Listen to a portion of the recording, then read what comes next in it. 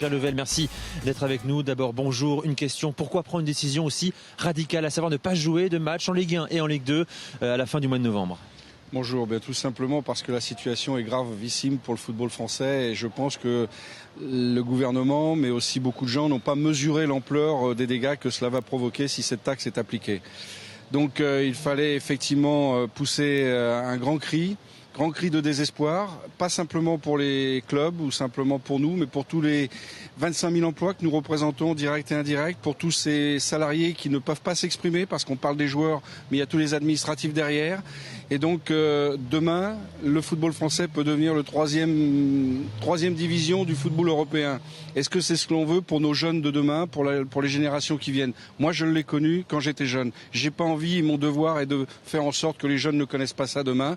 Donc nous nous battons pour tout cela, c'est notre devoir. Concrètement, que nous comprenons bien les enjeux également, qu'est-ce que cela va coûter au football français, cette taxe à 75%? Écoutez, elle vient s'ajouter d'abord à toutes les autres taxes et à la suppression du droit à l'image de 50 millions, il y a maintenant 2-3 ans.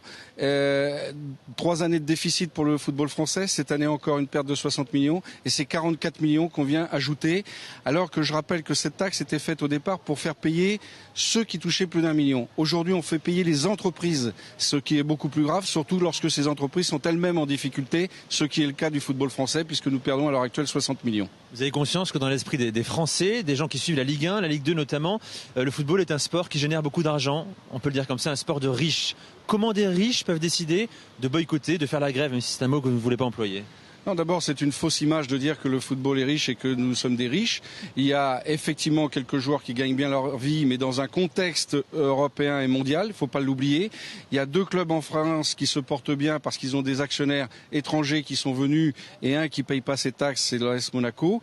Pour le reste, pour tous les autres clubs, nous sommes en grande difficulté à l'heure actuelle et c'est cela qu'il faut comprendre. Et demain, si Marseille, si Lyon et d'autres clubs, Lille, etc., soit déposent le bilan, soit remettent en cause des projets forts, soit vendre des joueurs, c'est tout le football qui va s'écrouler. Mais au-delà de ce football qui va s'écrouler, c'est tous les enjeux qu'il y a derrière. Et le lien social, parce qu'on parle beaucoup d'économie et on oublie de parler du lien social que représente le football. Je vous rappelle que c'est 130 millions qui sont versés à l'ensemble des sports amateurs. Bien sûr le football amateur également, mais l'ensemble des sports.